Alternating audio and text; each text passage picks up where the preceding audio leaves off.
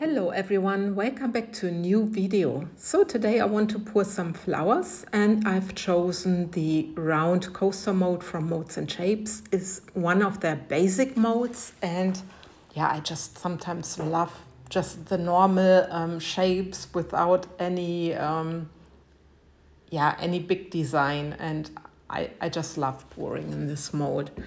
So I'm pouring my resin. I'm using here the ultra cast resin, and I let it sit round about half an hour. With my conditions at the moment, round about half an hour is fine, and then I can pour my resin. Of course, with everyone it's different. Some people are also taking measurements, taking the temperature. I never do this, I just feel, and when I think it's warm enough and when I check and it has the honey consistency, I'm completely fine. So this is how I'm doing this with my resin.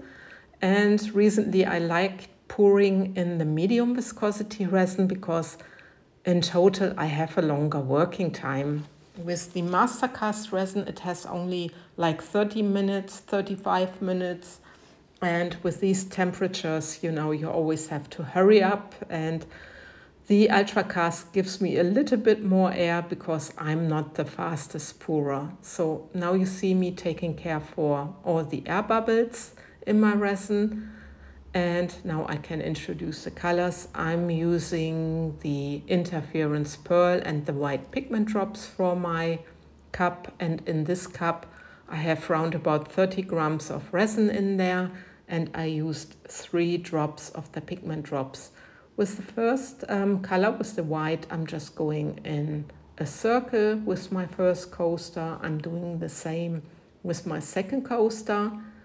And then I want to try the loopy loops again and to see what results I'm gonna get. And that's what I'm doing now. So I actually like this with the loops because I was recently very surprised how they turned out and what results I could achieve with this technique. And it's just nothing special, it's just going in loops.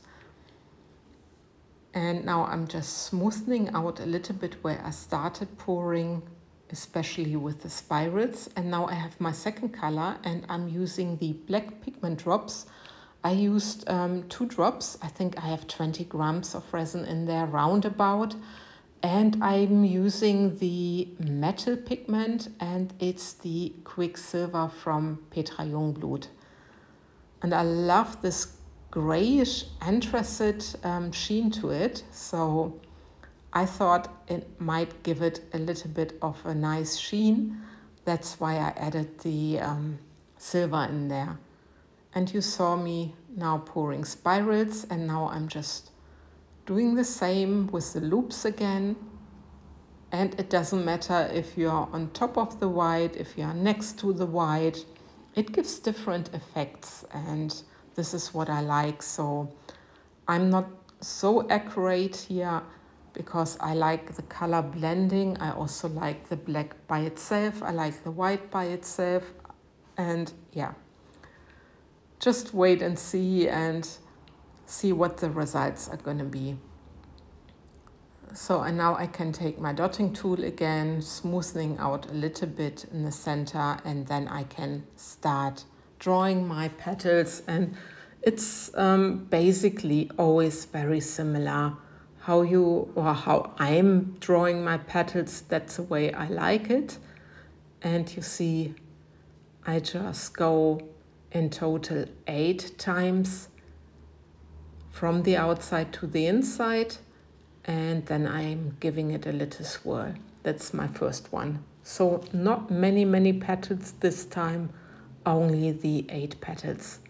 And with this, I'm doing like 5 petals. I think they're gonna be 5. It's always when you do the voiceover and your pour is a couple of days ago. And now I just go from the inside to the outside. You see, I'm just going in a little bend. Do you see it? Because I think that gives the flower a little bit more of an extra, and then the little tiny swirl.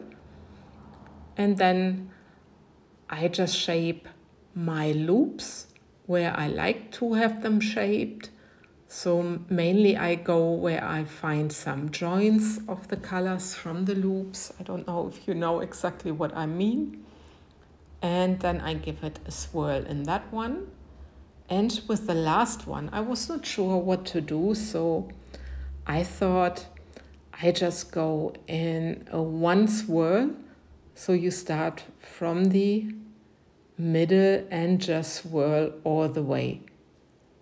So I don't know if this was a good technique for the loops, you know, to swirl the flower like this, but if you don't try it, you never know. So that's what I thought. I just give it a go.